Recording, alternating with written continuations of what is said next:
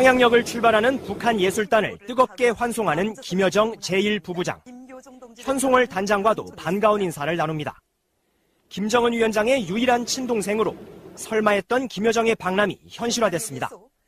북한은 오늘 평창올림픽 개막식에 파견하는 고위급 대표단에 김여정 노동당 부부장을 포함시키겠다고 알려왔습니다.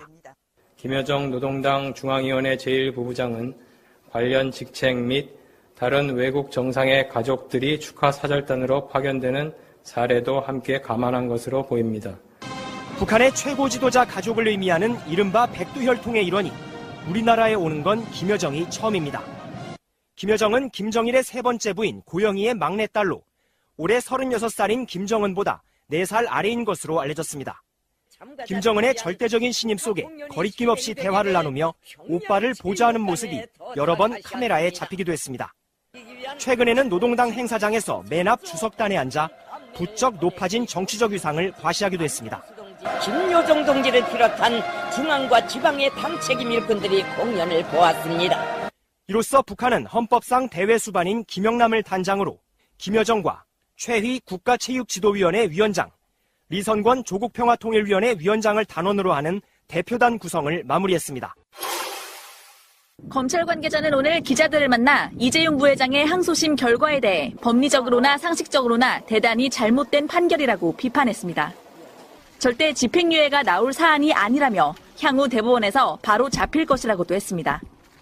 그러면서 삼성 계열사 합병과 관련된 문형표 전 복지부 장관 재판 등 다른 국정농단 사건의 판결에서 증거 능력이 검증된 안종범 수첩의 증거 능력을 합리적 근거 없이 무시해버렸다고도 했습니다.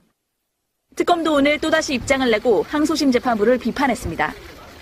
항소심 재판부가 이 부회장을 무리한 집행유예로 석방하고 다른 뇌물 공여 사건과 달리 부당하게 가벼운 형을 선고했다는 겁니다. 법원에서도 비판 목소리가 나옵니다.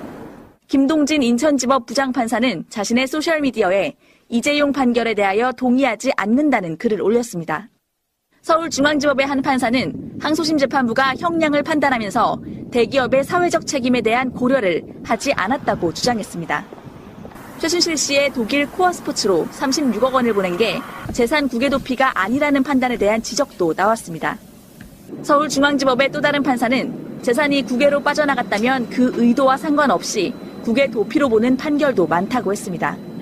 이에 대해 이 부회장 변호인은 1심 재판에서 안종범 수첩이 증거로 인정된 게 잘못된 판단이었다고 주장했습니다. 또 대법원에서도 항소심과 같은 판단이 나올 것으로 생각한다고 말했습니다. 이명박 전 대통령의 조카 김동혁 씨가 다스 관계자와 도곡동 땅 매각 대금 이야기를 나눈 건 지난 2016년입니다.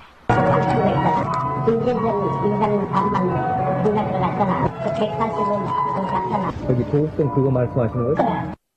2016년보다 몇 해 전에 이시영 씨가 이상은 씨에게 도곡동 땅 판 돈을 내놓으라고 했다는 내용도 있습니다. 몇 년 전에 영감이 시영이 보고 달라고 해가니까 이거야. 그 시영이가 이상은 씨보고 내놓으셨으면 난 그런다 분위기 안 되는 거야. 대화 속에 영감으로 표현되는 인물은 이 전 대통령으로 추정됩니다. 2007년 검찰과 이듬해 특검의 핵심 수사 대상이었던 만큼 한동안 상황을 지켜본 뒤 원래 자기 소유인 땅 판 돈을 되찾으려 했던 걸로 보입니다. 검찰은 이들의 대화에 등장하는 이 전 대통령 측의 요구가 실제로 받아들여진 것으로 보고 있습니다. 검찰은 또 이 전 대통령 측이 되찾은 땅 매각 대금 일부를 사용한 사실도 확인했습니다.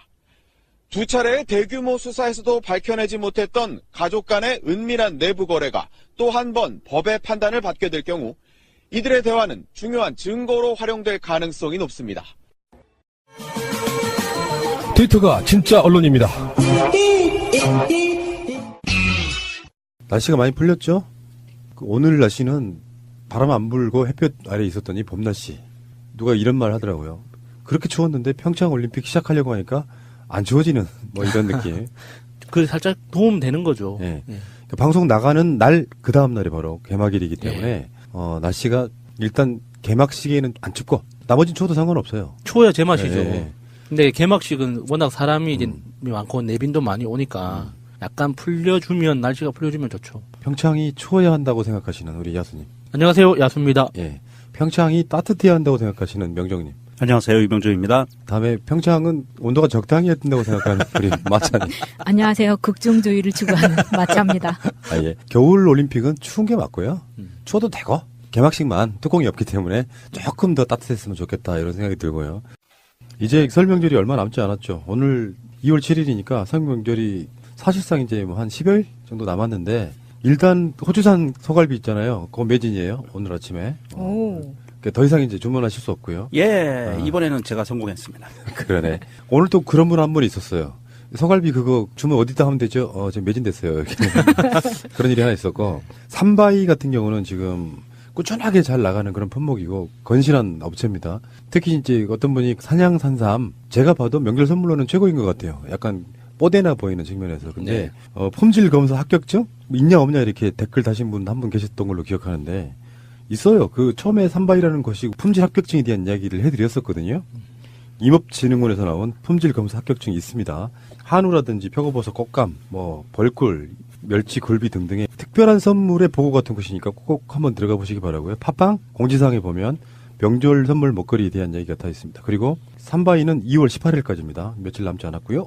다음에 오색 찰란 떡국 세트 있죠. 이거는 거기에 보면 생굴 매생이가 들어가잖아요. 그래서 당장 해 드실 분들은 주문해서 먹으면 되는데 명절용으로 쓰기는 좀 힘들 수도 있잖아요. 그래서 떡국 세트가 아닌 오색 떡만 따로 구매가 가능합니다. 그리고 다음 검색에 이제 등록이 돼 있어서요. 다음 검색창에 농부와 어부 이렇게 입력만 하셔도 사이트를 바로 찾으실 수가 있고요. 배송 메시지에 새날이라고 적어주시면 떡국 주문 1개당 무조건 1,000원씩 환불해 주신다고 합니다. 예. 우체국 배송이 14일까지니까요. 그 전까지 주문해 주시면 배송이 설 전에 가능하다고 합니다. 다음에 떡국 국물은 연지연 곰탕이에요.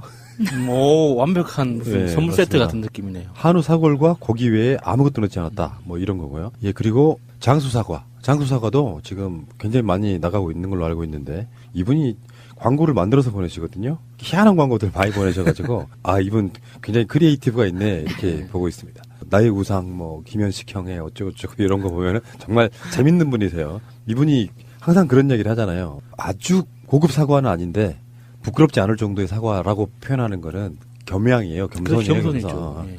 알겠습니다. 많은 분들의 관심 바라고요. 이왕이면 연대하는 업체들의 선물을 준비하시기 바라고 공지 하나 더 있습니다. 지금 2787회 관련해가지고 초등학교 옆에 아스콘 공장 그 안양에 있는 연현마을 예. 그 이야기 말씀드렸는데 굉장히 많은 분들이 지금 가서 청와대 청원을 해주시고 계시는데요. 청원 마감일이 2월 18일이에요. 지금 정영식 판사 관련한 청원도 특별감사, 그동안 판결에 대한 특별감사 청원도 청원 올라온 글만 몇백 개라 그러고 그중에 이제 선택과 집중해서 하나 올라온 게 방송하는 현재 19만 명 행해가고 있거든요. 네. 아마 오늘 저녁이 되면 20만이 넘어갈 수도 있는데 여기는 폭발적인 인기가 있는데 다른 것도 아니고 초등학교 옆에 아스콘 공장이 있다는 이번 부분은 많은 분들이 좀 관심 가져주시길 바라고요. 이것도 공지사항란에 올라와 있습니다. 그런데 청와대가 예전에 한번 그런 거 밝힌 적이 있거든요. 20만이 못 되더라도 이건 꼭 답해 줄 수 있는 부분은 답해 드리겠다 이렇게 말씀하신 적이 있어가지고 이런 부분 저는 기대하거든요. 다른 것도 아니고 자라는 어린 세대들이 어떤 식으로든지 병에 들어가고 있는 거거든요. 네. 그 부분은 좀 많은 관심 바라겠습니다. 자, 오늘 방송 시작하겠습니다. 일단 재밌는 이야기부터 할게요. 미래당, 바른정당하고 국민의당이 당명으로 쓰려고 했던 미래당을 쓸 수 없게 됐다는 아주 즐거운 소식입니다. 그러면 미래당을 못 쓰는데 어떻게 할 거냐? 결국에는 바른미래당, 약칭 안씀. 정말 안철수 속으로 그만 좀 괴롭히십시오. 바른미래당 제안을 유승민이 했다고 하는데요. 안철수 속 터지겠습니다. 뭔가 기운이 유승민 중심으로만 돌아가. 네. 이상하게 내가 한 건 잘 안 돼. 하늘이 노하셨어요. 내가 봤을 때. 중간에 그거 하나 넣어주세요. 그 정우성 CF 중에 가란 말이야. 너 때문에 되는 일이 하나도 없어.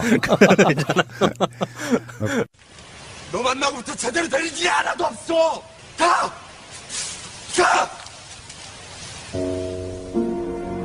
어디서부터 이 이야기를 시작해야 할까? 내 나이 20살 이 여자를 만났다.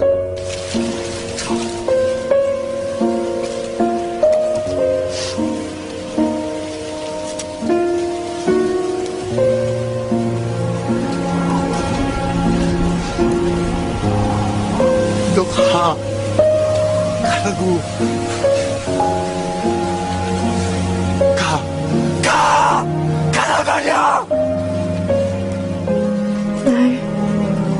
꺼져.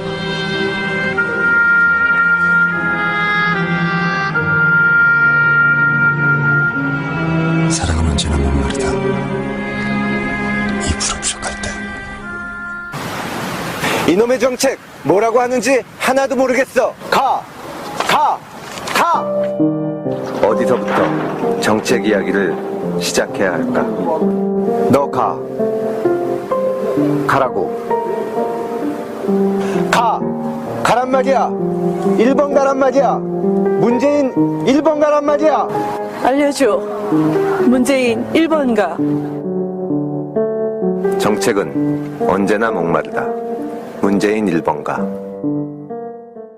바른미래당의 불길한 미래를 예측하는 것 같은 그런 느낌이고요. 어쨌든 약칭으로 미래당도 쓸 수 없게 됐네요. 당연하죠. 정식 명칭이든 약칭이든 등록되어 있는 게 있으면 못 쓰는 거죠. 그래서 제가 제안합니다. 바른미래당 너무 좀 그렇잖아요. 미래 못 쓴 당. 어차피 못 쓸 거. 미래 못 쓴 당. 아니, 이거 어떻게 보면 바른미래당으로 쓴다면 이 청년 정당인 우리미래가 앞으로 득표율이 굉장히 늘어날 수도 있겠는데요. 이게 비슷하잖아, 이름이. 당명을 만들어가는 과정만 봐도 합당 자체가 목적이 아니라 합당은 정거장일 뿐이라는 게 너무 명확하게 드러나는 것 같아요. 이게 진짜 이게 100년 정당을 기획하는 거면 당명을 이런 식으로 장난스럽게 이거 안 된다고 저거 찌르고 이거 찌렀다가 안 되니까 다른 거 찌르고 이렇게 할 게 아니잖아요. 이게 원래 이제 공모를 했더니 바른국민당이 가장 많은 게 들어왔는데 그 자체가 어감이 교장 선생님 훈화 같아서 바른국민 이게 싫어서 그걸 배제한 상태에서 나온 안들 중에 미래당이라는 걸 그냥 갖다 쓴 거거든요. 아, 공모를 받긴 받았었네요. 처음에 했었죠. 그럼 뭐해? 여러분들의 의견을 모아 제 마음대로 결정하겠습니다. 이거잖아. 그렇지. 그 정당 명칭이라는 게 이제 앞으로 두고 볼 일이지만 이제 이게 이런 사태를 겪으면서 어떤 상황이 쭉 지나가면 언론들도 또는 우리 같은 사람들도 글자가 5글자 이렇게 되면 줄여 쓰려고 하는 습성이 생겨요. 그러면 또 언론이나 이런 데서 미래당이라고 써야 되는데 미래당으로 쓰면 이미 미래당이 이제 선점하신 다른 분들이 있잖아요.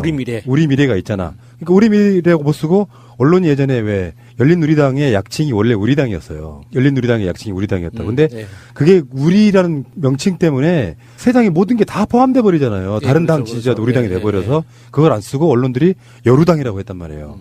그러니까 이 사람들 입장에서는 미래당을 못 써요. 미래당을 못 쓰는 상태에 약칭도 없어. 그러면 바미당. 바른당.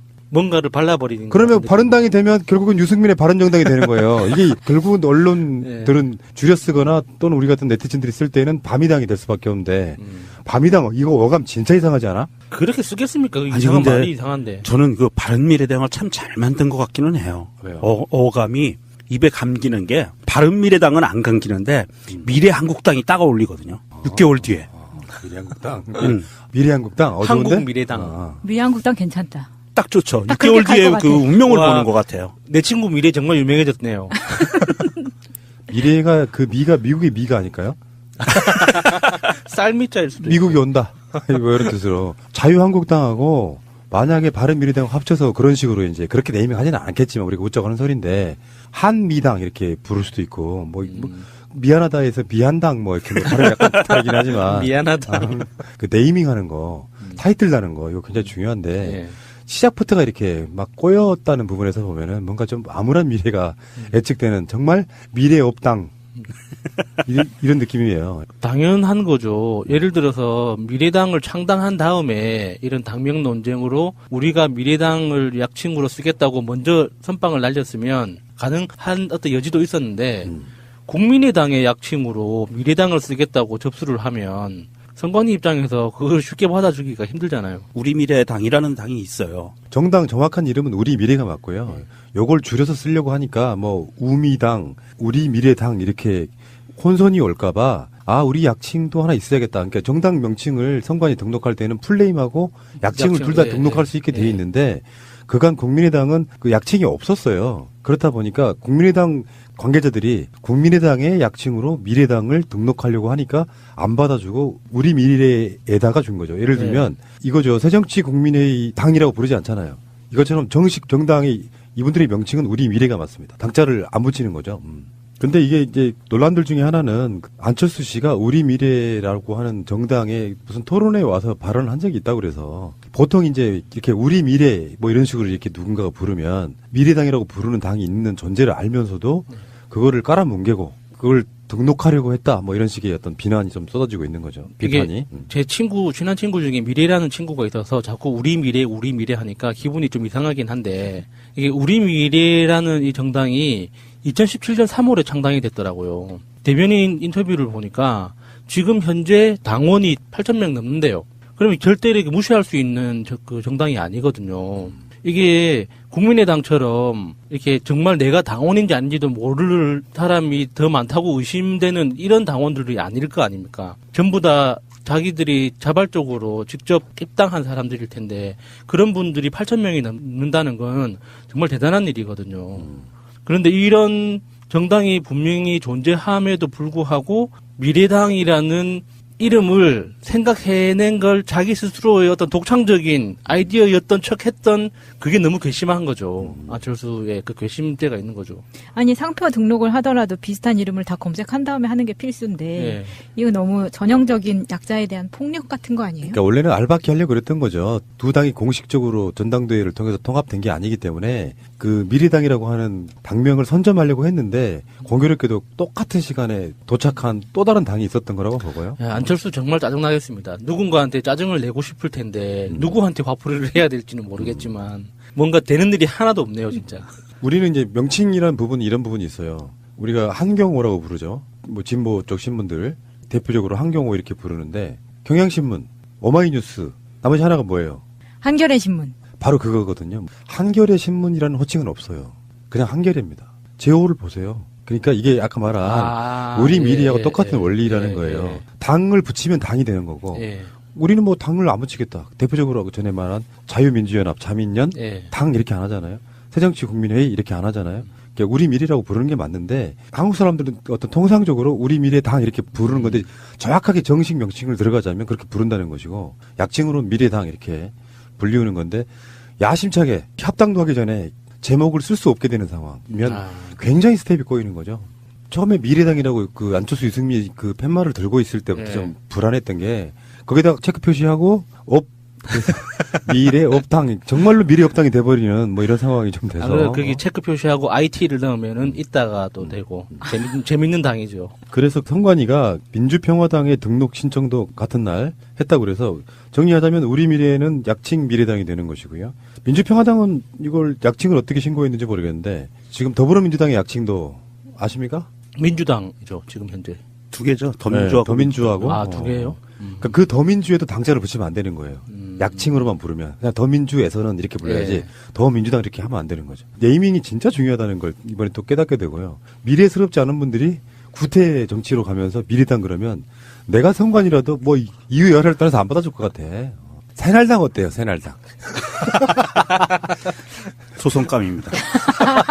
새날이 왔는데. 새가 날아든당. 김인석 원장이 혁혁한 공로는 그거 아니에요.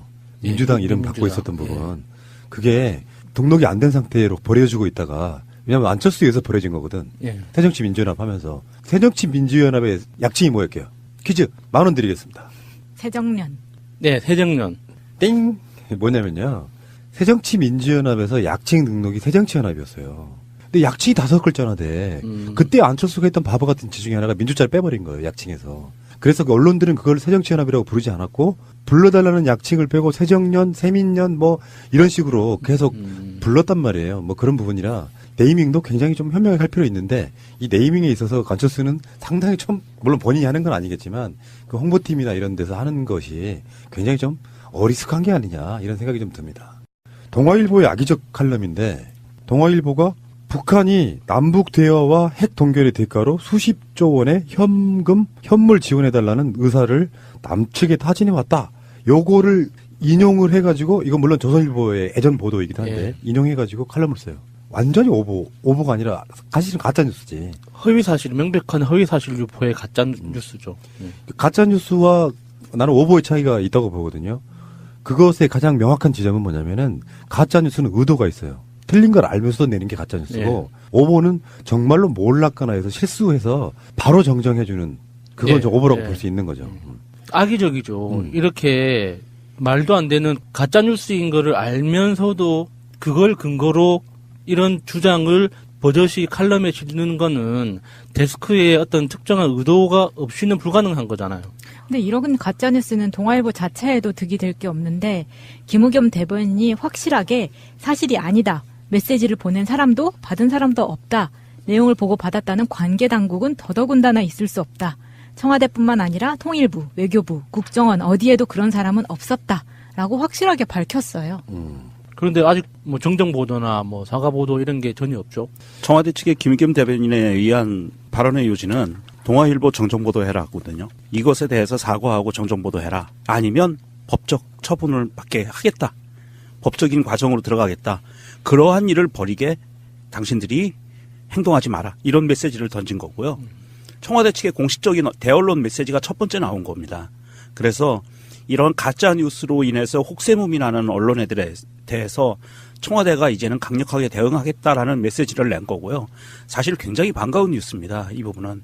청와대가 사실은 그동안 어떻게 보면 강력한 본인의 권력 의지에 의해서 대통령이 된 그런 사례를 벗어나서 국민들의 뜻에 의해서 정말로 대통령이 되고 정부가 만들어진 이러한 정부이기 때문에 사실은 그 본인들의 본인이 강한 의지로 무엇을 할 테니까 니들 언론 입 다물어 언론 보도 똑바로 해 라고 메시지를 던지기가 굉장히 어려웠던 부분이 사실 그동안 있었어요. 그럼에도 불구하고 이번에 이런 메시지가 나왔던 것은 대다수 국민들에 대해서 국민들이 바라는 언론관, 언론이 어떻게 움직여야 되는지, 대한민국의 여론이 어떻게 형성돼야 되고 가짜뉴스가 어떻게 걸러져야 되는지를 청와대에서 명백히 인식을 했고, 그리고 청와대에서 이것에 대해서 강경하게 원론적인 입장을 제대로 밝힌 거죠. 만약에 동아일보나 조선일보의 보도가 사실이라면 일면 탑으로 가야 되거든.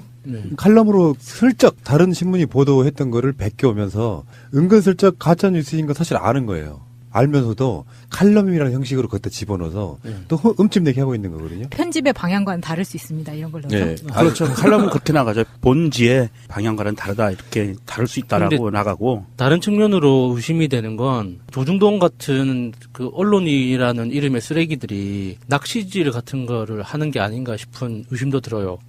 그러니까 이렇게 자꾸 가짜뉴스가 명백함에도 불구하고 자꾸 노출시킴으로써 청와대의 법적 대응을 유도하는 거죠. 그래서 청와대가 어쩔 수 없이 사실관계를 수정하기 위해서 법을 통해서 대응을 하기 시작하면 바로 언론 탄압이라는 프레임을 가지고 나와서 이렇게 지금 뭐 지지율 독재를 통해서 언론을 탄압하고 있다라는 이런 식으로 가려고 미리 밑밥을 뿌리는 게 아닌가 싶은 생각도 들어요. 그 지점에서 제가 이 보도를 보고 생각을 많이 했던 부분이 있는데 뭐냐면은 홍준표의 MBN 그 고소건이 있잖아요. 그건 어떤 관계가 있냐. 김우겸 대변인의 이 내용은 그냥 텍스트로만 보면은 말로 했는지 글로 했는지도 잘 구분이 안 돼요. 그래서 김우겸 대변인이 직접 읽은 내용이 있나 보고 쭉 쳐봤더니 없어. 무슨 말이냐. 사실 김우겸 대변인이 청와대 입장에서 동아일보에게 강력하게 대응하려고 하면 본인이 언론 앞에 서서 직접 읽으면 훨씬 더 파급 효과가 커요. 왜냐하면 언론 매체들은, 그러니까 특히 TV 매체들은 상대방이 말하는 워딩이 있으면 갖다 따다 쓰기가 쉬운데 이 사건은 사실 굉장히 엄중한 사건이거든요. 근데 이거를 입장문, 글로 이렇게 내보냈어요. 그게 청와대가 그냥 만든 게 아니라 이거를 대변인이 직접 나가서 읽을 것이냐 아니면 입장문만 발표할 것이냐를 굉장히 많이 숙고를 했다고 해요. 만약에 김우겸 대변인이 강한 톤으로 말로 동아일보의 정정 보도를 요구하면 아까 말한 언론 탄압의 프레임에 걸리기 쉬워서 청와대 관계자들이 몇 차례 의견을 교환한 후에 서면 브리핑 형식으로 청와대 뜻을 나타내는 게 적절하다고 의견을 모았다는 뭐냐면 동아일보 니들만 봐라에 가까워요. 사실은. 서면으로 나가는 것들은 대부분 보도가 거의 안 돼요. 지면으로는 몇 개 나간 보도가 있지만 TV 보도 채널 종편 이런 데에서는 아예 보도를 안 한 형태. 화면 자료가 없지. 그러니까 나가더라도 단신이고 이런 관점으로 지금 이거를 대응하고 있더라고요. 근데 동아일보 이 사람들 보고 있으면은 그냥 그런 것 같아요. 조선 동아는 이 조동아리들은 뭐랄까 진짜 올림픽이 망했으면 좋겠다 이거 같아 사실은. 그렇게 올림픽이 망해서 자기들이 가져갈 수 있는 이익이 뭔가 있다고 생각하는 건가요? 안 그러면은 어차피 잘 될 거 아니까 깽판이라도 이렇게 내부적으로 부려보자는 그 속셈일까요? 지방선거죠. 지방선거. 지방선거에 수구 세력으로 불리는 세력들이 괴멸하는 걸 막기 위한 저는 궁여지책이라고 봐요. 그래서 문재인 대통령 지지율 지금부터 떨어뜨리는 방법. 오직 먹히는 거 딱 하나이더라. 색깔론. 그런 방식으로 가는 거죠. 뭐. 그냥 있는 그대로 제 생각을 얘기하면 70조 원이요? 80조 원인가요? 80조 원? 이거 700억 달러 정도밖에 안 돼요. 그거 주고 핵무기 없앨 수 있으면 저는 줄 수 있다고 봐요. 제 개인적인 입장에서는. 괜찮은 생각인데요? 그러니까. 그거 핵무기 아니, 없애고 한반도에 70조 원 주고 평화를 살 수 있다면 사는 것도 괜찮죠. 아니 70조 원이라니까 우리가 어마어마하잖아요. 그냥 700억 달러예요. 700억 달러 그러면 우리나라 경제 구조에서 수출 규모로 볼 때 700억 달러 줄 수 있다고 보거든요. 근데 이거는 제가 최근에 많이 강조했던 부분 중에 하나인데 프레임 싸움에서는 저렇게 이야기하면 안 돼요. 프레임이 있지도 않은 사실인데 있는 걸 가정하고 줘도 돼 안 줘도 돼 논쟁이 돼버리면 진짜로 있는 것처럼 돼버려서 진짜 중요한 건 그런 적이 없다가 끝내는 게 중요한데 우리 입장에서는 명정님 속마음 같으면은 나도 그런 생각 하고 싶지. 근데 그 프레임이 줘도 돼 안 줘도 돼 논쟁으로 가면 주면 안 된다고 생각하는 사람들한테는 극렬하게 반대편에 서게 만드는 효과가 있죠. 그러니까 거기서 끝내야 되는 거야. 만약에 그렇다 치더라도라는 것은 저들이 바라는 프레임이라는 거예요. 그 논쟁으로 빠지게 만들고 싶다. 만들려고 하는 그런 프레임이다. 자, 어쨌건 동아일보 정정 보도하세요. 홍준표처럼 해야 됩니까? 청와대 출입 금지. 부스 빼! 문재인 대통령이 청와대 춘추관에 직접 나타납니다. 그래서 동아일보 빼! 부스도 빼! 법적 대응으로 가게 되는 그런 불상사까지 벌어지면 청와대 측에서는 뭔가 제재를 가하겠죠. 김우겸 대변인이 장재원처럼 기자들한테 둘러싸여가지고 동아일보 기자랑 막 언성 높이고 이야기해. 품격이 없어 이 새끼들이 진짜. 김우겸 대변인이 그런 거죠. 야 똥아! 아이씨, 알겠습니다. 지금부터는 좀 길게 이명박 이야기를 해볼 텐데 일단은 이명박은요. 청와대 특수활동비에 대해서 나는 그런 시스템이 있는지도 몰랐다. 이게 엄청난 거짓말이라는 것을 요즘에 최근에 계속 밝히고 있는데 사실 그 MB는 숨소리 빼고 다 거짓말인 거 우리 다 알잖아요. 다 거짓말인 거 아시죠? 그러니까 최근에 또 김백준이나 김희중 등의 특활비뿐만 아니라 또 다른 사람들이 특활비를 받았다는 게 드러난 거예요 지금. 거기까지 간 건 드러난 거야. 국정원에서 자 돈 배달 청와대 누가 받았어까지는 드러난 거예요. 그래서 지금 압수수색을 한 게 박재환 전 그 당시 무슨 수석 이런 사람 이명박 정부의 최측근으로 통행했던 인물이 하나 있고 국회의원도 했고요. 장다사로. 뭐예요 이 사람 이름이? 이름 왜 이래요? 뭐 종교적인 뭐 이런 부분이 아닐까 싶은데 이 두 사람에 대한 압수수색을 한 이유가 김백준하고 김희중뿐만 아니라 박재환이나 장다사로한테도 특수활동비가 전달된 거예요. 그러니까 이명박 정권 때 여러 가지 경로로 국정원 특수활동비를 해 드신 거죠. 그 하나가 더 드러난 거죠 이제. 쪼개기죠. 그러면 이제 또 방법은 똑같아. 이 두 사람 압수수색, 다음에 검찰 소환, 그리고 구속. 그렇죠. 그러면 또 불어. 계속 쌓여가는 거예요. 사실은 이 사람들이 있으나 없으나 죄는 저는 똑같을 거라고 보는데 마일리지가 쌓이는 거예요. 이명박을 소환하는 것보다 훨씬 좋은 방법이에요. 이재호가 평창올림픽 개막식 안 갈 수도 있어 이렇게 협박하잖아요. 가기도 못하고 안 가기도 못한 굉장히 고심 중이라고. 안 가면 누구 손에? 근데 저쪽은 이렇게 받아들이는 것 같아요. 문재인 대통령이 초청장까지 보냈으면서도 검찰은 계속 수사하고 있다. 뭐야 니들 오라는 거야 말라는 거야 이렇게 따지고 있는 거예요. 그것과 이것은 별개죠. 사람이 공과 사를 구분해야지. 둘 다 공적인 거. 그쪽은 이렇게 보는 거예요. 그쪽은 대통령이 지시하면 다 한다고 생각하는 마인드가 아직도 있는 거예요. 그럼 만약에 초대장을 보내놓고 검찰 수사를 잠시 중지한다 그러면 또 검찰과 청와대가 한패라고 또 뭐라 그럴 거 아니에요. 그렇죠. 이명박 측에서 평창에 안 온다 그러면 고맙지 뭐. 그 얼굴 안 봐도 되니까. 경비도 줄이고. 아니야 와야 돼. 내가 말했잖아. 동남아시아 어떤 나라의 속담. 악마의 얼굴을 보면 장수한다. 문재인 대통령이 장서기를 바랍니다. 아 끔찍할 것 같아 나는. 그 옆에 서 있는 게. 그러니까 이런 식으로 계속 밝혀지고 있어서 더 공포스러운 건 뭐겠어요. 이명박 입장에서. 조금 분위기가 다운될 만하면 박재환 장다사로. 그러니까 국정원의 뭔가를 보고 특수활동비 내용을 쭉 보는데 어떤 게 어떻게 터져나올지 모르는 게 가장 공포스러운 거예요. 일단 국정원 특활비 부분은 그렇다고. 이명박 입장에서 피가 마르죠. 초청장 보냈으면서 검찰한테 좀 그만해달라고 하면 안 되나? 뭐 이런 생각도 할 수 있잖아요. 네, 그러니까 또 그 김윤옥한테 전해졌다는 그 10만 달러인가 하는 그것도 이게 김윤옥이랑 같이 손잡고 사진 찍을 수도 있는 사태가 올 수 있거든요. 그러니까 MB가 지금 판단 잘해야 됩니다. 이게 와이프는 집에 두고 혼자 나올지 손잡고 나와야 되는지 이거는 MB가 어떻게 하느냐에 따라 달려 있는 거기 때문에 지금 검찰로서는 둘 다 한 방에 부르는 게 그림은 좋겠지만 확실히 부담스러울 거거든요. 부부라고 구치소에서 같은 방에 넣어주면 그야말로 이명박에는 생지옥이 따로 없을 텐데. 절대 그런 일은 없습니다. 남녀는 구분해서 가둬놓기 때문에. 그래요? 가족방으로 같이 있을 수 없어요? 그런 거 없어요. 너무 인간적이야. 가끔 가다가 미국 영화 보면 이렇게 부부 면회할 때 따로 이렇게 시간을 주는 경우는 있는데 부부가 공범으로 사기질을 했다든지 범죄를 저질렀을 경우엔 같이 못 만나게 해요. 공범이나 그렇지. 이런 관계인데. 입 맞출 수 있어요. 예, 키스 아니에요. 뽀뽀도 해. 키스 아니에요. 왜 이러세요? 끔찍해. 말을 맞춘다고 해야지 사실은. 가만히 생각하니까 끔찍해. 야구장에서 본 걸로 만족합시다. 문제는 이명박이 자기 부인뿐이 아니라 지금 걸려 있는 게 형들, 조카들 더하기 자기 아들까지 걸려 있어요. 그런데 문제는 뭐냐 하면 대한민국의 형법이라는 체계가 굉장히 인간적인 형법 체계를 갖고 있어서 아빠, 엄마, 아들이 같이 들어가잖아요. 그럼 이게 정상 참작이 돼서 형량이 줄어요. 진짜요? 예. 한 방으로 퉁쳐지는 거? 그런 게 아니고 특히 아들에 대해서 형량이 줄어들어요. 그런 거는 조직범죄로 처리해야 되는 거 아니에요? 그런 게 있어요. 그래서 가족들끼리 가족이 무슨 강력범죄에 걸려서 들어가잖아요. 네. 폭행이나 살인이나 등등등 들어가면 엄마 아빠가 같이 들어가고 아들도 들어가는 경우에는 아들을 봐준다든지 또 특히 아들이 미성년자인 경우에는 엄마의 형량을 깎아줘서 집행유예를 풀어준다든지 뭐 이런 식으로 굉장히 봐주는 게 많아요. 한국 형법이. 그래서 굉장히 인간적이라 이시영은 아마 형량이 굉장히 줄어든 형량을 받을 수도 있어요. 안타깝긴 하지만 형법을 개정해야 됩니다. 또 누가 나올지는 몰라요. 우리가 청와대라고 하는 조직은 우리가 청와대에는 김희중하고 김백준만 있었냐? 그건 아니니까. 네.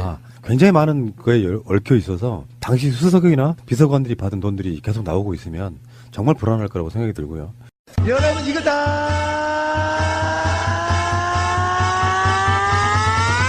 거짓말하는 걸 아시죠? 자, 지금부터는 검찰이 발표한 내용을 한번 들어가 보면 우리가 계속해서 지금까지 다스는 누구 겁니까? 라고 외쳤던 부분에 대한 답이 사실 나온 겁니다. 네. 다스는 사실상 이명박 거다. 이렇게 법적인 어떤 판결이 내려지지 않았기 때문에 사실상이란 말이 붙는 거고 수사하는 사람들의 입장에서는 이명박 거네. 이렇게 결론 내렸다고 보면 될 것 같고요.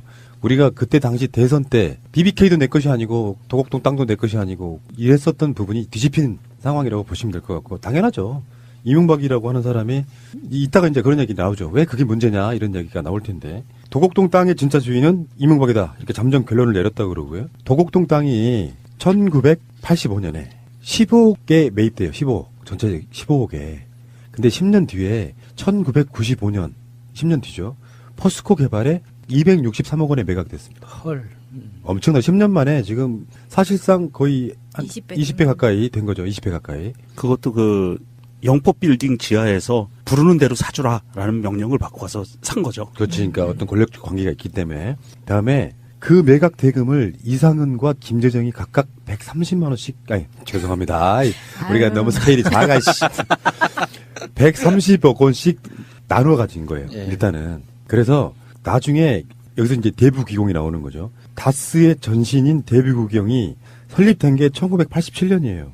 근데 1995년에 포스코 개발한테 263억 원에 매각했던 바로 그 해예요. 이상은한테 130억이 김재정과 둘이 나눠 가졌는데 그 이상은이 1995년에 대부기공이 유상증자를 하게 돼요. 거기에 매각대금 가운데 그 돈으로 7억 9천만 원인가를 유상증자해서 사실은 대주주의 반열에 오르는 이 상태인 거거든요. 네.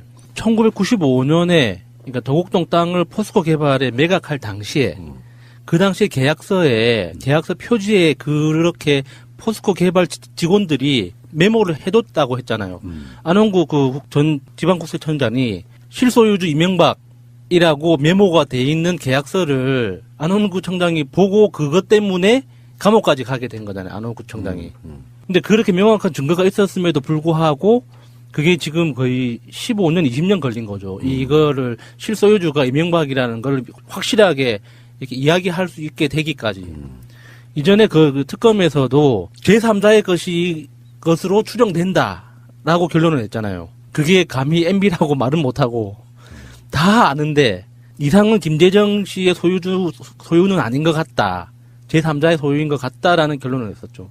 그런데 이게 굉장히 살짝 지나가 버리는 뉴스의 행간이 뭐가 있냐면 이게 지금 이상은이 대주주가 되면서 김재정 씨의 지분까지 자기가 가지면서 35.44%의 지분을 가지게 되거든요. 그 당시에 다스라는 회사에서 지금 그 뉴스에 나온 거 보면 가지급금을 받은 걸로 돼 있어요. 이상은이. 그래서 회사에 가지급금을 변제하는 걸로 10억 원을 집어넣습니다. 그러니까 이상은이 받은 건지 아니면 회사가 딴 데다 준 건지는 명확하지 않은데 이 가지급금이라는 용어가 나와요. 이 가지급금이 뭐냐 하면 회사에서 돈을 쓸 때 출처를 명확하게 밝히지 않아도 되는 회계 항목이에요. 그러니까 그냥 이사나 대표이사나 임원이나 누군가에게 회사가 돈을 출금하는데 회계 기준으로 명확하게 잡히지 않는 금액이에요. 그래서 그렇게 해서 일단은 돈을 미리 줘버리는 거예요. 회계 항목에 없이. 그리고 나중에 그거를 변제했다는 거거든요. 그러니까 이 회사 돈이 사적으로 움직인 정황인 거죠. 사실은 이게. 이런 것도 지금 더 파져야 되는데 이런 부분은 아직 덜 나오고 있는 부분이 있네요. 그렇죠. 예, 맞습니다. 실제로 이제 의혹은 뭐냐면은 이명박이 현대건설 사장 재직 때인 1985년에 사들인 도곡동 땅을, 저는 이것도 이제 좀 비리라고 보거든요. 강남 개발이 막 한참 열리고 있을 때 건설에서 사장이잖아요. 그러면 온갖 그 좋은 자리에 있는 땅들은 왜 지금도 그런 경우 많아요. 뭐 어디 구청이나 시청 같은데 부동산 관련한 개발 건수를 미리 알아가지고 땅 사서 그걸로 대박 터뜨리는 분들이 있단 말이에요. 친인척들이 공무원으로 있고 그 개발 비리 신비님이 항상 방송 나와서 그런 얘기하잖아요. 청와대 무슨 정책에 관련된 문건 가지고 나오면 그것만 갖고도 돈 벌 수 있다고. 미리 장기 계획 같은 거 세워놓은 거 이런 게 있잖아요. 그런 것처럼 이명박 자체가 현대건설 사장일 때 그런 식의 비리로 이제 땅을 헐값에 사가지고 그 당시만 해도 막 허 벌판에 무슨 뭐 임야 뭐 나대지 뭐 이런 식이었을 거란 말이야. 그거를 정말 싼 가게 사가지고 20배 정도로 부풀리는 방식으로 돈을 벌었잖아요. 근데 자기가 이제 사회적 이목이 따라오는 어떤 사람이기 때문에 그것을 갑자기 재산이 불어나거나 그러면 사회적으로 좀 부도덕한 측면이 부각되는 측면이 있을 것 같아서 천한 명의로 하나는 형제의 명의로 뭐 이런 식으로 이렇게 가까운 사람들로부터 이제 차명으로 소유했다는 설 이런 게 있는 거죠. 누가 봐도 그렇게 보이잖아요. 뭐 이재정이나 이상은이 무슨 재력이 있어가지고. 그동안 이동영 씨가 등장하는 녹취록을 통해서도 우리가 매번 확인했잖아요. 이상은 씨는 아무런 능력이 없는 사람이었다는 걸. 월급쟁이다. 네. 김재정 씨가 이렇게 사망한 이후에 부인이 처해 있는 지금 현재 상황을 보면 김재정 씨가 서류상 지분만큼의 지배력이 없는 사람이라는 걸 너무 명확하게 드러나는 거죠. 그래서 이제 대체적으로 예상이 되지만 서울시장 선거 나갔고요. 그리고 대통령 선거도 나갔잖아요. 근데 이명박의 재산은 줄여서 미니멀리즘화한 게 500억 정도였어요. 이것도 너무 많다 그래서 집안치만 빼고는 다 기부하겠다 이렇게 된 거였잖아요. 그게 청계재산인 거잖아 이제. 그러니까 만약에 이런 땅들이나 이런 재산들이 다 드러나면 이명박의 재산은 사실상 몇천억 원 정도는 최소한 몇천억 원 정도는 나올 법한 부분에서 사실 서울시장 선거나 대통령 선거 때는 어마어마하게 불리한 부분이었죠. 왜냐하면 현대건설 월급 사장이었잖아요. 실소유주도 아니고. 근데 대체 무슨 돈을 번 거냐에 대한 국민적 비난이 쏟아질 가능성이 좀 높았다고 보거든요. 그러니까 이명박은 500억 이상 갖고 있는 사람이 되면 안 되는 거예요. 그 주진우 기자가 추정하기로는 최소 2조 원에서 최대 20조 원까지라고 예측을 하더라고요. 그래서 한번 그 이명박을 줄기차게 따라다니면서 있었던 일화 중에 이명박한테 한번 실제로 물어본 적이 있었대요. 각하에게 진짜 재산이 얼마나 돼요? 그러니까는 씩 웃길래 자기가 생각하기에는 최소 2조 원에서 맥시멈 20조다. 20조에 더 가까울 것 같다라고 하니까 그냥 끄덕끄덕 하면서 갔다는 거예요.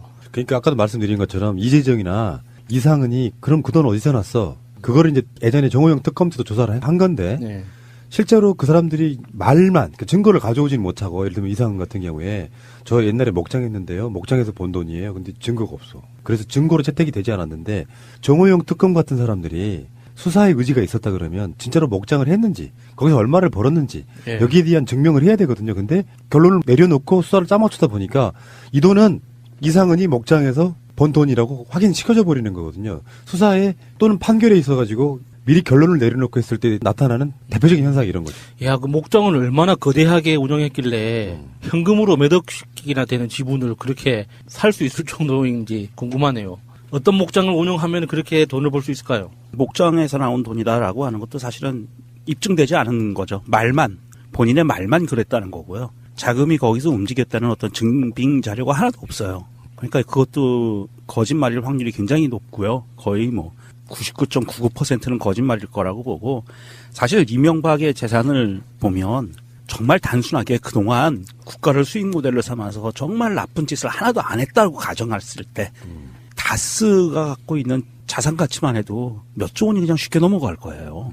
다스가 지금 해외에 10곳이 넘는 곳에 해외 지사가 있거든요. 네. 그것도 그냥 작은 사무실만 있는 해외 지사가 아니라 그럼요. 굉장히 튼튼하고 공장까지 다 갇혀 있는. 현대 기아 그룹의 자동차 내장 시트, 승용차 시트 부분의 1차 벤더예요. 1차 벤더라는 거는요, 현대 기아 자동차의 1차 밴드는 현대 그룹 바로 밑에 있는 회사하고 마찬가지의 영향력을 갖고 있어요. 네, 지금은 뭐 BMW하고 폭스바겐에도 납품을 하려고 준비하고 있죠. 예, 하더라고요. 다변화하고 예. 뭐 준비하고 있다고 하는데, 그 정도로 어마어마한 회사고 해외 지사마다 공장들이 다 있습니다. 시트 만드는 공장들이 다 있고 그 밑에 자회사들도 있고 굉장한 규모의 그룹이에요, 사실. 그래서 이거의 다스의 가치만 따지더라도 몇 조 원은 우습게 넘어가죠. 그러니까 이명박이 무슨 토론회 같은 데 나와가지고 옛날에 그게 다 내 땅이라면 얼마나 좋겠습니까, 엄마. 정말 탐욕의 화신 같은 거예요. 그런데 진짜 중요한 거는, 그래서 다스가 이명박이 거면 뭐 또는 BBK가 이명박이 만든 거면 이거잖아요. 네. 문제는 이게 이제 중요해지는 게, 일단은 120억 원, 또 혹자는 120억 원이 아니다, 뭐 이렇게 이제 그쪽 증인들이 있잖아요. 140억 원이다, 뭐 예. 200억 원이었는데 이걸 또 나눠 가졌다, 뭐 이런 식의 얘기했는데, BBK를 설립하기 위해서 이제 만들어진 비자금, 그러니까 공식적으로 드러난 것만 120억인데, 그러면서 이거를 비자금이라는 건 다른 거 다 필요 없어요. 비자금이라는 단어가 딱 나오면 비자금이라고 말하면 안 돼요. 횡령이죠. 예. 공적 자금을 횡령해서 몰래 주주나 사원들이나 가야 될 그 돈을 몰래 삥땅 쳐가지고 자기 돈으로 만드는 거니까, 예. 비자금이라는 표현은 정말 범죄성 없는, 우리 같은 사람들이 마누라나 뭐 가족들 몰래 숨겨두는, 책장에 꼽아두는 한 10만 원 이런 게 용돈 비자금이고, 수준인 거고. 횡령한 돈을 꽁쳐두고 있다가 그걸로 이제 뭐 제조업만 하고 싶었겠냐고. 그러니까 횡령이란 말도 너무 점잖은 거죠. 사실은 도둑질인 거죠, 그게. 제조업만 하고 싶은 게 아니라 금융업을 해보고 싶었던 거지. 왜? 제조업은 공장을 돌려야 돼. 금융업은 잘만 나가면 네. 그냥 땅 찍고 헤엄치기야. 그러니까 그 당시 MB가 하고 싶었던 게 지금의 카카오뱅크 같은 거죠. 그렇지, 그렇지. 인터넷 전문 은행을 하고 싶었던 건데, 그 당시 우리나라 법률이 안 받쳐줘서 못했던 거죠. 기술적으로도 좀 문제가 있었고. 그래서 다스가 BBK에 투자를 해요. 140억을 투자를 하는데, 그 돈도 이제 김경준과 이야기가 또 복잡해지니까 쉽게 표현하면 그 돈을 돌려받기 위해서 LA 총영사가 등장하고 청와대 직원들이 등장하고, 그러면서 또 다른 범죄 행위가 또 생기는 거예요. 직권남용. 그 당시 그 스위스에 동결되어 있는 김경준 씨의 계좌를 풀기 위해서 그 정치력을 발휘했다고 의심을 받고 있는 거죠, 지금. 다스에서 비자금 만들었으면 횡령 하나가 있고요. 탈세가 있고요. 그리고 청와대를 동원해서 그걸 돈을 받아냈다면 직권남용 혐의가 있고요. 다음에 하나가 더 있는 게 뭐냐면은 공직자윤리법 위반이라는 게 있어요. 재산 등록할 때 빼놓은 재산이잖아. 그러니까 벌써 5가지 혐의, 4-5가지 혐의가 추가되는 거예요. 거기에다가 이게 BBK까지 이게 실소유주로 확인이 되면 주가 조작까지 포함되는 거죠. 그렇죠. 어마어마한, 예. 그걸로 돌아가신 분도 계시니까. 예. 이명박은 악마가 엎드려 있는 무슨 어떤 특정한 장소, 이게 예. 복마전 이런 느낌이거든. 이명박한테는 지금 혐의가 다스 BBK만 해도 이 정도고, 특활비 문제도 또 예. 다른 문제가 있고, 아직 수사도 시작도 못 해본 사자방도 있고, 또 뭐가 있나요? 아, 사자방이 너무 많은 걸 보관하고 있습니다. 사자방이란 그 말 자체. 공식적으로 드러난 혐의만, 사자방에 비하면 지금 드러난 건 자범 수준이야. 예. 근데 그거 빼고, 어마어마한 빼고, 국정원 특활비로 뇌물로 받은 거 아니에요. 그 부분하고 또 국정원 동원해서 부정선거 했다는 그 의혹도 있는 거잖아요. 그러니까 우리가 지금 다 기억을 못할 정도로 MB의 범죄는 광범위해요. 검찰 입장에서는 정말 좋은 먹잇감이에요. 이 재판만 한 10년 걸려도 이상하지 않을 정도의 너무나 다양하고 복잡하고 광범위한 범죄들이 널려 있는 거죠. 대한민국 검찰 조직 전체가 100%가 덤벼들어도 올해 안에 못 파헤칩니다. 그 정도로 방대하고요. 이게 끝은, 이 수사의 끝은 물론 사자방까지는 당연히 이명박이 관련됐으니까 가겠지만, 이 끝은 이명박 집안 수사까지 가야 끝이 나요.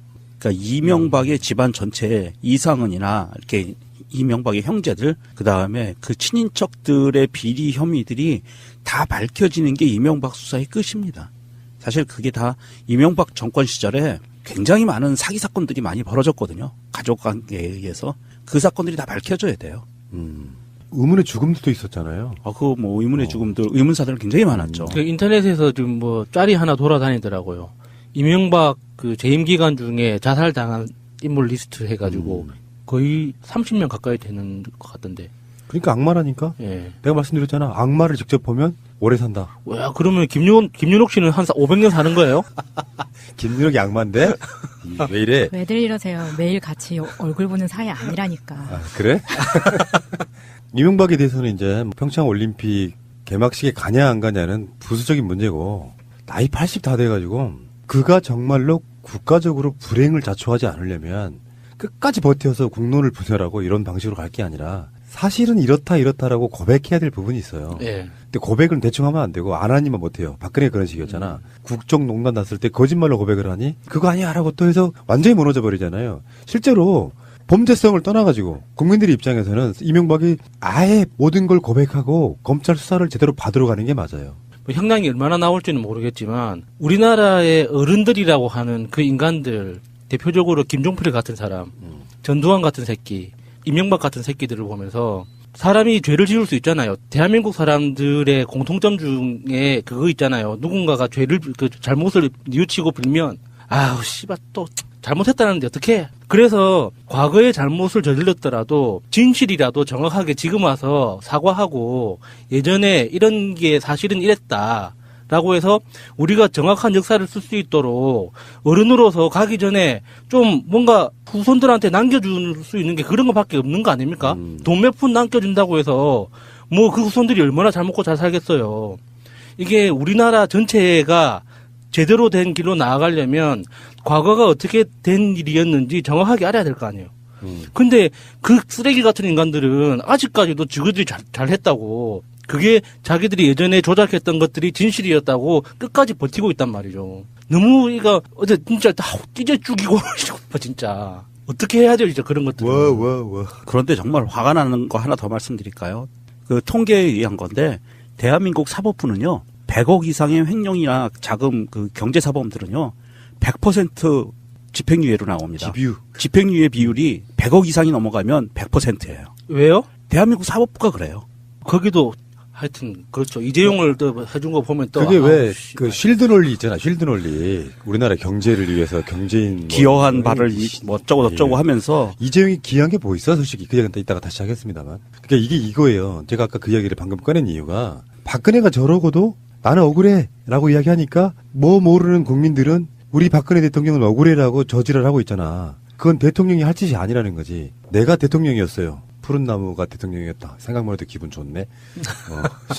뭐 푸나 굿즈 뭐 이런 거 있으면 좋겠다. 근데 대통령을 지낸 자가 명백히 이게 실정법 위반이거나 위헌 상황에 관련돼서 탄핵을 당했다면 국민들에게 진솔하게 고백하고 용서를 구하면 죄는 지었을 지언정 국민적 감성은 그래도 저 사람은 자기 자신의 죄에 대한 반성이 있네라고 국민적으로는 윤리적 도덕적으로는 어느 정도 이렇게 벗겨지는 측면이 있는 거예요. 마찬가지로 대통령을 지냈다는 건 뭡니까? 진보 보수를 떠나가지고 한 나라를 대표한 나도 대표했던 이명박이에요.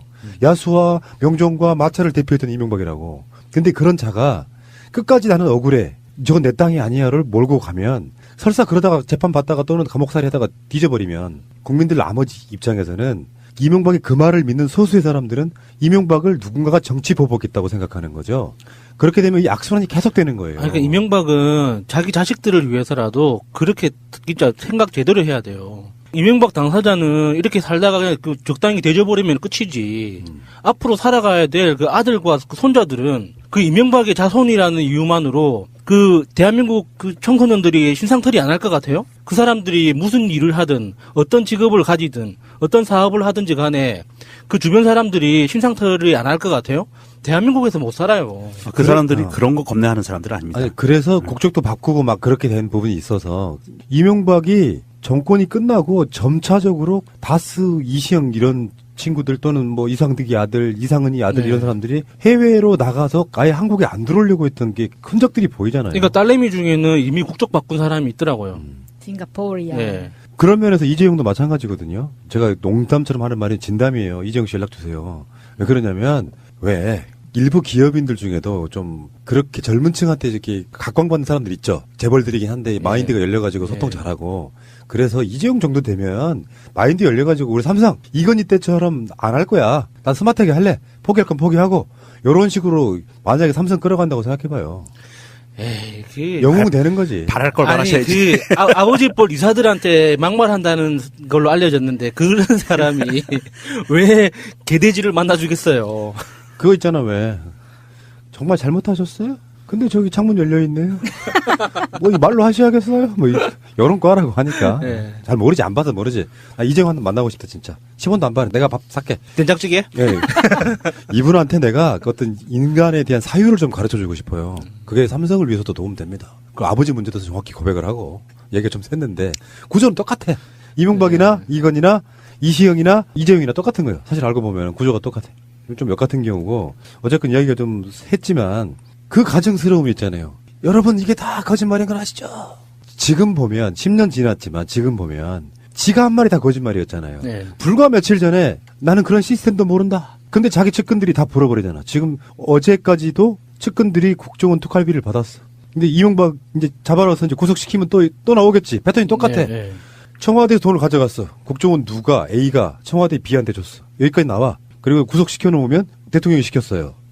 이 구조로 가면서 뻔하게 거짓말했잖아요. 용서 안 되는 거죠. 박근혜가 1차, 2차, 3차 담화를 거치면서 거짓말을 거짓말 실드다 보니까 국민적 마음이 떠난 거거든요. 처음에 그래서 이명박의 대국민 담화처럼 했던 거 있죠. 정치보복하지 마라 이런 거 있잖아요. 네. 여기에 상당히 많은 거짓말들이 포함되어 있기 때문에 이제는 사실 때는 놓쳤다고 보는데 한 번에 더 기회가 있다고 생각해봐요. 이명박 긴급 기자회견. 나한테 물어보라고 했으니까 기자들한테 다 물어보고 답해주는 방식으로 한번 했으면 좋겠다. 퍽이나 할까요? 개새끼. 하여간 뭐 이명박은 둘째치고라도 이재용이가 말 나온 김에 한 1년 동안 깜빵 생활하면서 좀 인간적인 사유를 했을 거라고 기대는 좀 했거든요. 근데 전혀 아니더라고요. 걔네들은 그 개전의 여지가 없어요. 쪼개는 거. 네. 웃음을 참지 못하는 이 비읍시읍 같은 짓. 난 진짜 그런 거 보면 분노스럽더라고. 그 얘기는 이따가 다른 방송에서 하겠습니다. 어쨌건 이명박, 이시영, 이상은, 이상득, 김윤옥, 이동영. 와, 더 환장하겠네, 진짜. 가족 범죄단 이야기였습니다.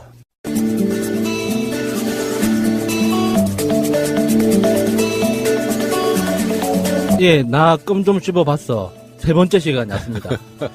그 약초님이랑 기대됩니다. 그 이리 씨 네. 놀았던 이야기를 들으면서 너무 순해. 아, 이유식 먹은 느낌이에요. 이유식.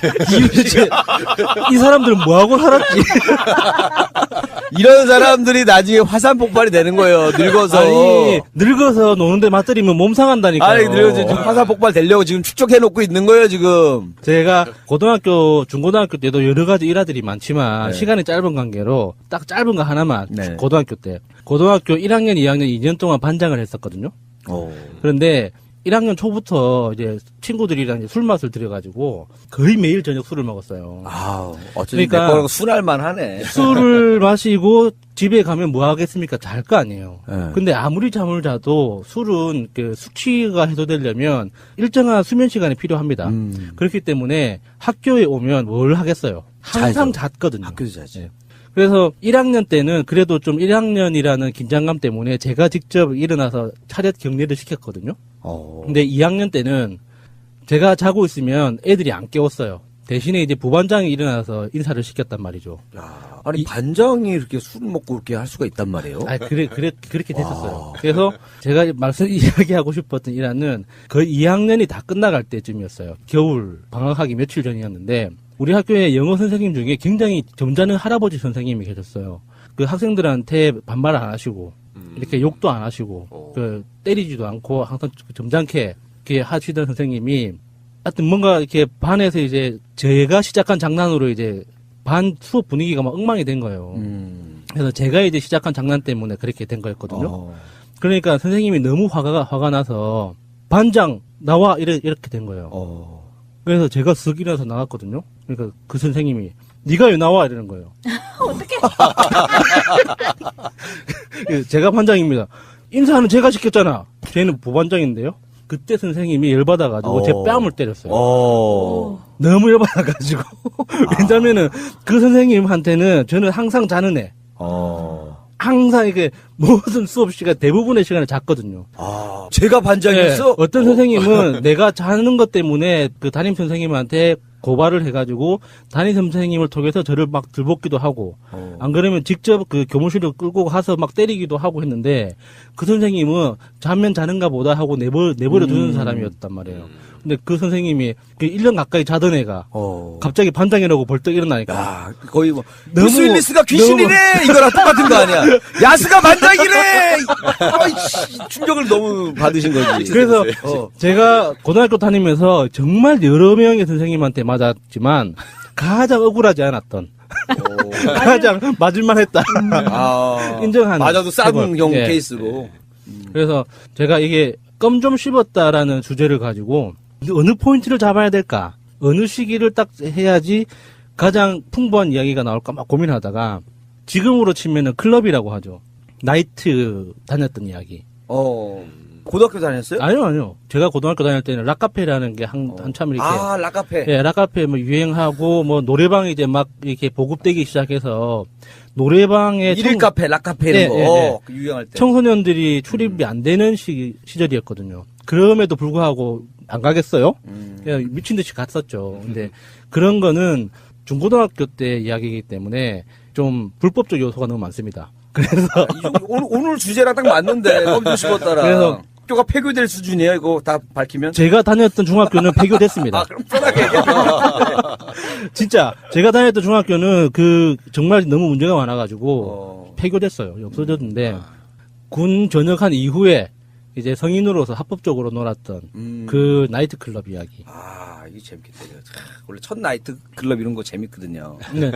예전에 제가 인라인 스케이트 동호회 했다는 네. 말씀 드렸었잖아요. 예. 아, 그때 아주 그냥 예, 아주 그냥 건강 스태미나 가장 좋을 때. 그 시절이었어요. 예. 보통 하루의 스케줄이 어떻게 되냐면 아침에 11시, 10시, 11시에 일어나면 이제 점심을 먹고 동호회 게시판을 찾아봅니다. 찾아보면 이제 번개 공지가 올라와요. 그러면은 번개 공지가 올라오고 나면 그걸 확인하고 이제 장비를 세팅을 하는 거죠. 장비 정비하고 이렇게 가기 전에도 해요? 예. 그 번개 내용이 뭐냐면 보통 이런 거예요. 남포동에서 부산대까지 로드. 로드라는 게 뭐냐면 인라인 스케이트를 타고 남포동역에서 출발해서 부산대 캠퍼스까지 가는 그런 거예요. 그 당시에는 도로교통법상에 인라인 스케이트에 대한 제약이 없었어요. 그래서 그냥 도로 타고 그냥 갔어요, 그냥. 그래서 막 선발대가 가가지고 차 통제하고 그렇게 좀 미친 짓을 했었거든요.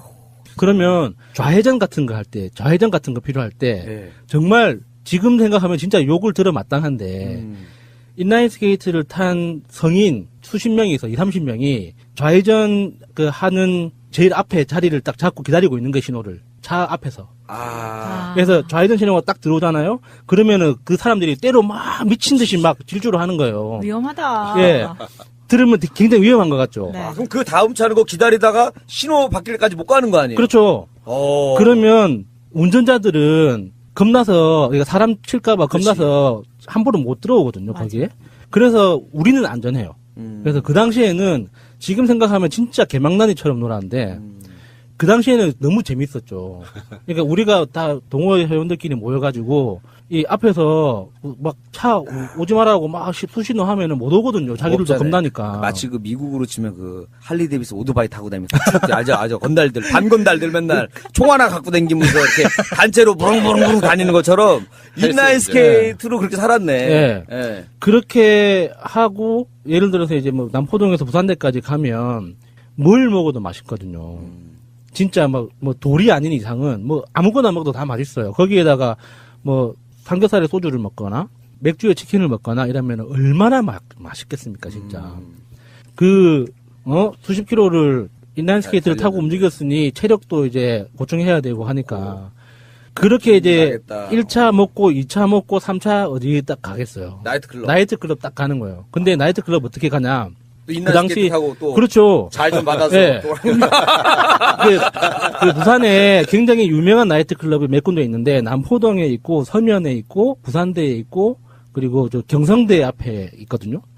그래서 그 포인트를 딱 잡고 부산대에서 이제 술을 먹었으니 경성대를 가자 이렇게 되는 거예요. 그러면 이제 술을 마신 상태로 가는 거죠. 이렇게 또 가다 보면은 반 깨입니다, 또. 술이. 찬바람 쐬고 예, 하니까. 바람 쐬고 이렇게 땀 흘리고 하다 보면 반 깨거든요. 그러면은 그 약간 술이 절반 정도 깼을 때 그 기분이 사람이 술 마시면서 느낄 수 있는 가장 좋은 상태라고 봐요.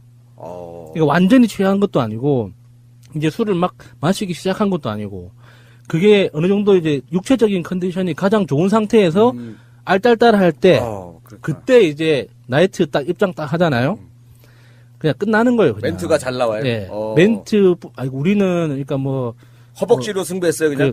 부킹하고 이런 게 아니라 진짜 그냥 놀러 간 거예요. 춤추러. 예. 제일 저렴하게 놀 수 있거든요. 그동안에 몇 년간의 동호회 활동을 통해서 노래방 가면 너무 비싸게 나오는 거예요. 노래방 가서 물 마시면서 놀 수는 없잖아요. 술값이 더 예. 나오는구나. 그러니까 차라리 그 돈으로 그 반값만 내고 나이트 가서 맥주 시켜놓고 나가서 춤추면서 막 기차놀이 하고 노는 게 훨씬 더 재밌는 거예요. 나이트에서 예. 기차놀이 예. 제일 짜증나. 그러니까 기차놀이가 그때는 우리가 동호회 사람들이 레크레이션 따도 다 그 유니폼을 다 입고 있거든요. 예, 팀복. 팀복. 입장이 됐어요? 네, 팀복을. 다 팀복 예. 인라인, 무슨 인라인 써있고 예, 뒤에. 예, 맞아요. 팀복을 입고 들어갔기 때문에 우리끼리 어떤 결속력?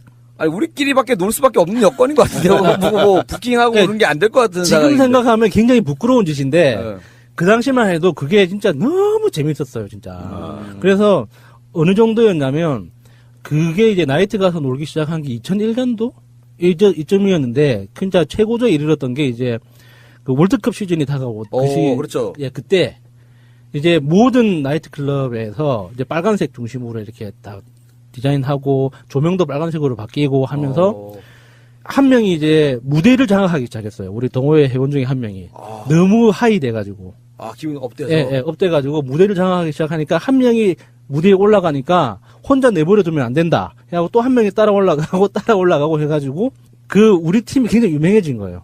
그러니까 나이트에서. 예, 그러니까 돈도 안 받고 무대 올라가서 놀아주는 거잖아요. 분위기를 띄워준다고.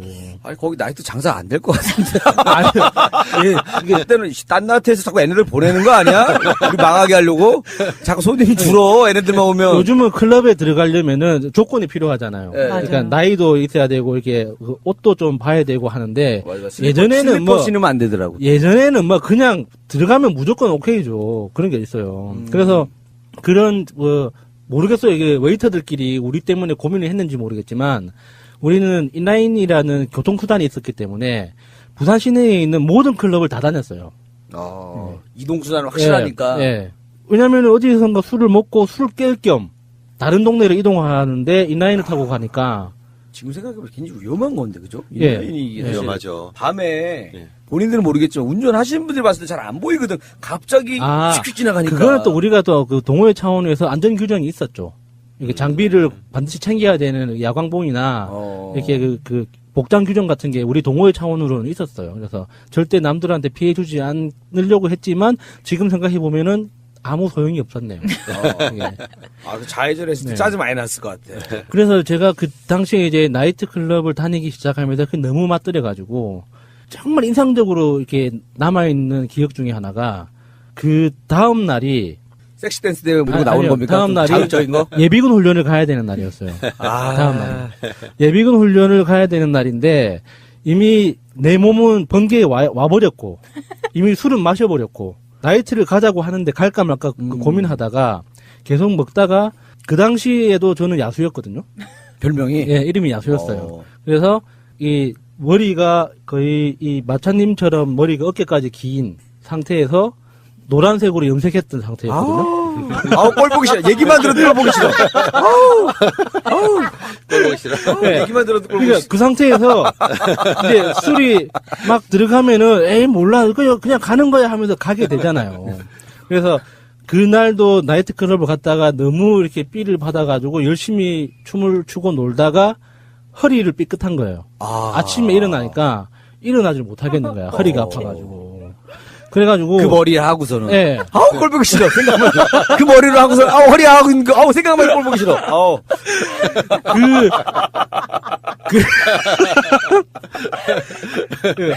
그 상태에서 이게 예비군 훈련을 한번 빠지면은 진짜 귀찮잖아요. 그래가지고 어떻게 택시 타고 꾸역꾸역 갔어요. 가가지고 거기에서 예비군 훈련 4시인가 5시인가 끝나고 바로 한의원을 갔죠. 한의원 가가지고 침 맞고 나니까 괜찮더라고요. 그래서 또 나이트를 갔습니다. 대단하네. 대단해.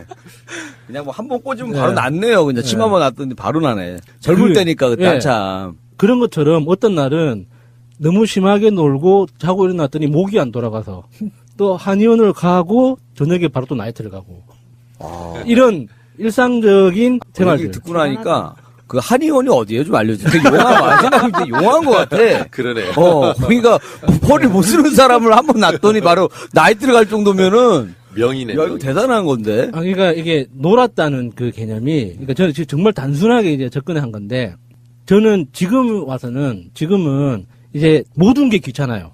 그러니까 뭐 나이트처럼 뭐 음악 빵빵하게 나오는 거 있죠. 저는 그래서 극장도 잘 안 갑니다. 극장에서 시끄러워서? 나오는 이 그 사운드가 너무 커서 불편해. 그냥 앉아서 보는 게. 놀 만큼 놀았다 이거지. 그래서 그런 거 있잖아요. 이렇게 룸이라고 하는 룸사롱? 예, 룸사롱이라고 하는 그런 것도 그 음악 소리 빵빵하게 안 나오잖아요, 거기는. 그러니까 거기도 이제 계속 이렇게 출입을 하다 보면 어느 순간 나 지금 뭐 하는 짓인가 싶은 때가 오거든요. 그러니까 그때부터는 뭐 어디 가서 누가 뭐 거하게 놀았네 하면 뭐 그래 고생 많다 이런 생각이 들지 뭐 부럽다 뭐 가고 싶다 이런 생각이 드는 게 아니고 난 아직까지는 부럽다는데. 그러니까 이게 제가 한참 룸사롱을 다닐 때 거기에 이제 그 마담 누나들한테 이야기 들었던 게 있거든요. 그 마담 누나들한테 그 사람들은 비즈니스 그러니까 사업가들이에요. 왕마담들은 이 새끼 마담들도 일종의 매니저들이고 실제로 이제 접대를 하는 그 여자 아이들이 우리가 생각하는 그 노동을 하는 거지 대부분은 그 관리자들은 사업가들이기 때문에 이게 사업하는 사람들이랑 이야기가 돼요. 그래서 그쪽 업계, 유흥업계들이 이제 어떻게 조직되고 회사가 만들어져서 매니저를 리크루팅하고 이 사람들을 구하고 돌아가는 이 이야기를 듣다 보면 재미가 없는 거죠. 점점 재미가 없어져요. 너무 많이 알아버리니까. 그냥 모르는 상태에서 와 누구 이쁘더라. 어떤 마담 누나 이쁘더라. 막 이런 상태에서 가면 정말 재밌거든요. 근데 이제 너무 많이 아니까 이제. 계속 뻔질나게 가다 보면 이제 그 마담 누나들이랑 누나 동생 하게 되고 여러 가지 이야기를 하다 보면은 이제 요즘 고충들에 대해서 뭐겠어요. 이제 업소 운영하는 문제에 대해서. 우리 얼마 전에 세금 조사 받았어. 예, 뭐 그런 얘기 듣고 나서 놀 수가 없는 거지. 이제. 그렇게 이제 하다 보면은 그 업계의 실상을 알게 되잖아요. 그렇지. 그러면 짧은 치마 입은 여자가 옆에 와서 뭔가 오빠 하면 불편해. 그렇지. 너 나한테 왜 그런, 이럴 것 같아. 막 이렇게 되는 거죠. 야수씨 오늘 오면은 처음 왔는데 동생이 등록금 마련해 주려고 언니가 이렇게 힘들게 벌러 온 거야. 재밌게 놀아.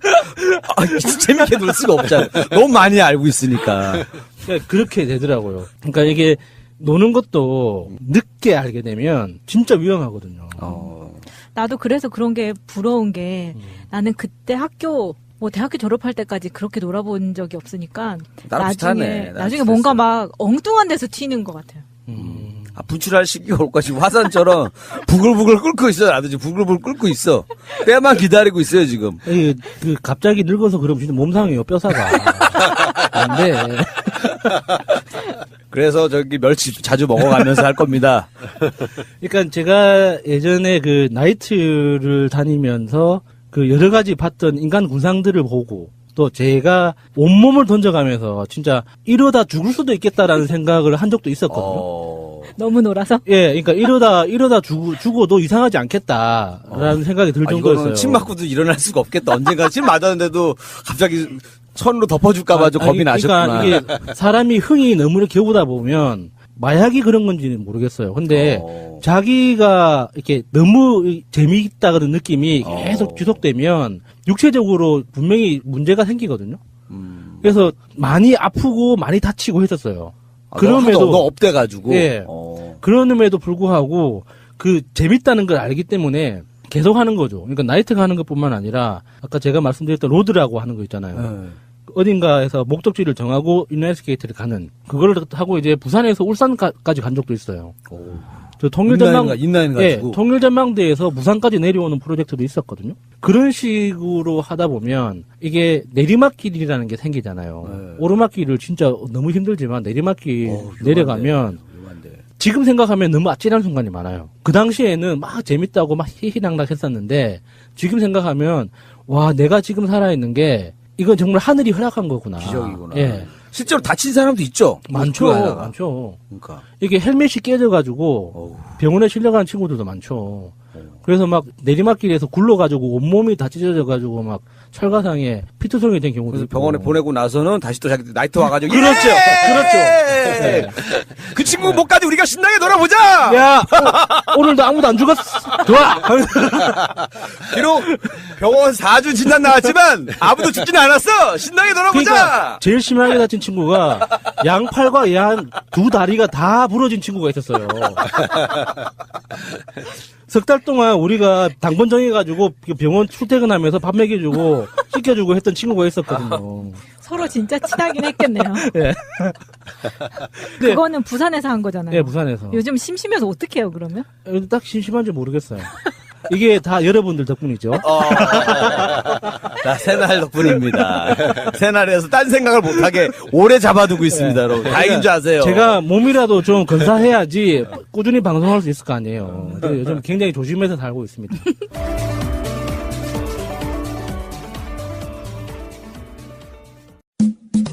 결혼 기념일이라고 남편이 꽃을 사왔더라고. 아, 행복하겠다, 언니. 차라리 돈으로 주지. 먹을 수도 없고 나중에 버리기도 힘들고 말이야. 그러나 마음을 전할 때 꽃보다 좋은 것은 없습니다. 인생에 있어서 돈이 전부는 아닙니다. 꽃은 기쁨과 슬픔을 함께합니다. 새가 날아든다와 연대하는 전국 꽃배달 자미원 꽃집. 010-3608-7576 여보, 고마워.